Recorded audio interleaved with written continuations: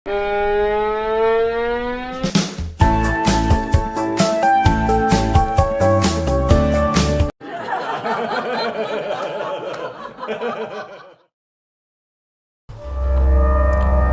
aləm 1. Erdoğan Sultan. Cahan lideri, böyük hökümdar 1. Tayyip Erdoğan qərar verib ki, müxalifətin lideri Əkrəm İmamoğlu'nun boynu vurulsun. Daha doğrusu, mərhəmətli olduğu üçün onun boynunun yox, diplomunun vurulmasına qərar verib. İmamoğlu və tərəfdarları şokdan ayılmamış, padşah bu dəfə onun azadlığının vurulmasına qərar verib. Deyib ki, sən azadlıqda dinc qala bilmirsən. İstanbul'un meri olduğun halda ya şərqdə, ya qərbdə peyda olursan. Gündə bir miting keçirib, cəmaatı yoldan çıxarırsan. Mən bu qoca yaşımda belə tempi qaldıra bilmirəm. Odur ki, gəl, biraz sənə əl gəzdirim. Beləcə, 16 milyonluq nəhəng İstanbul şəhərinin seçilmiş rəhbəri həbs olunub. Əslində indiyə qədər Erdoğan'ın özünün diplomu barədə ciddi şübhələr var idi və bir çox ekspertlər onun ali təhsilsiz olduğunu deyirdilər. İndi isə Erdoğan ədalətlə olsa gərək rəqibini diplomdan məhrum etməklə şərtləri necə deyərlər eşitlədi. Ancaq bir məsələ var ki, aralarında 20 ilə qədər yaş fərqi mövcuddur. Biri orta yaşlı, o birisi isə ahıl yaşlıdır.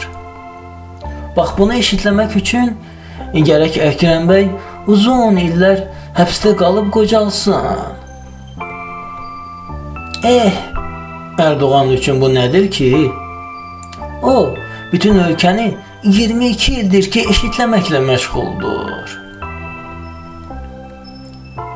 Amma və lakin Türkiyədə baş verən bu əcaib hadisələrə bizim cəmiyyətin reaksiyası bəlkə də hadisələrin özündən də əcaibdir.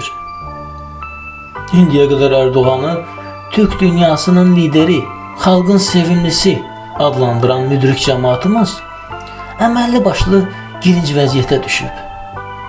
Xalqın sevimlisi hansısa bir siyasətçini niyə durduğu yerdə həbs edib millətdən gizlədir ki, Türk dünyasının lideri niyə Türk xalqının etirazlarına qarşı polisə arxalanır ki? Cəmiyyətimizin düşdüyü situasiya deyəsən Türkiyənin durumundan daha qəlizdir. Amma yox, bəzi dahi şərhçilərimiz vəziyyətdən çıxış yolu tapıblar. Onlar artıq İmamoğlu'na ABŞ-nin qərbin adamı, agent damğası yapışdırıblar. Yəni ki, Erdoğan onu ram etməsəydi, ölkəni küskünə qoyacaqdı. Türkiyənin axırına çıxacaqdı.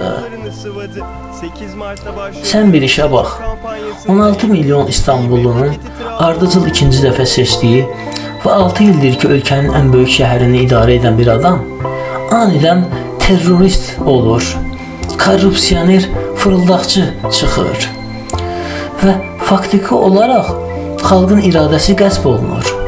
Etiraz edən yüz minlər isə polis gücünə dağıdılır. Ölkə bir gündə azı 5 il geriyə gedir.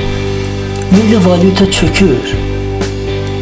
Amma sən demə ki, Erdoğan bütün bunları ölkənin yaxşılığı üçün edir. Yəni Erdoğan ölkəni geriyə atmasaydı, onsuz da bunu İmamoğlu edəcəkdi. Də, dağıtmaqdırsa, qoy elə özümüzünki dağıtsın. Ona halaldır, ona qurbandır hər şey. Əhsən belə məntiqə. Necə deyərlər, hər vəziyyətdən çıxış yolu var. Erdoğan fanatı olub, sonra da pazor olmağın altından da qalxmaq mümkündür. Rəisin Azərbaycanlı fanatlarına da bunu bacardıqları üçün eşq olsun. Milli fanatlarımız elə Erdoğan'ın özü kimi əməlli başlı terminator imişlər. Zarafatsız Erdoğan'ın bircə seçkiləri ləğv edib özünü sultan elan etmesi qalmışdı. Buraya qədər hər şeyi etmişdi. Əslində onun hələ prezidentliyə başlayarkən 100 milyonlarca dollara başa gələn 1150 otaqlı saray tikdirməsindən bəlli idi ki, bu işin axırı padişahlığa gedir. Onun edə bilmədiyi yeganə şey seçkiləri ləğv etmək idi.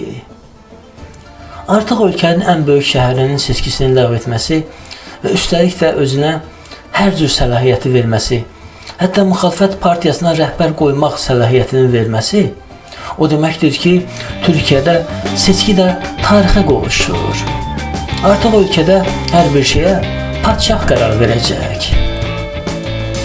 Necə deyərlər, yeni Osmanlıya xoş gəldiniz. Qiblə-i aləm 1. Erdoğan Sultana eşq olsun. Amma bizdən deməsi, Sultan sabah elə bir fərman çıxara bilər, elə bir qərar verə bilər ki, onun hamıdan axıra qalan Terminator kimi yenilməz Azərbaycanlı fanatları da yerli dibli göylərə sovrula bilər. Sultan, məsələn, Ermənistanla sərhədi aça bilər. Necə ki artıq bir neçə günlük də olsa açılıb. Yeri gəlmişkən, Əkrəm İmamoğlu bir neçə ay öncə rəsmi Bakı tərəfindən səfərə dəvət olunmuş və Azərbaycanlı vəzifədaşı ilə görüş keçirmişdi. Yəni, yerli və milli trollarımızdan biraz daha elastiki və çevik olmasında fayda var. Bilmək olmaz. Sabah bəlkə də antennanı İmamoğlu'na çevirmək lazım gələcək.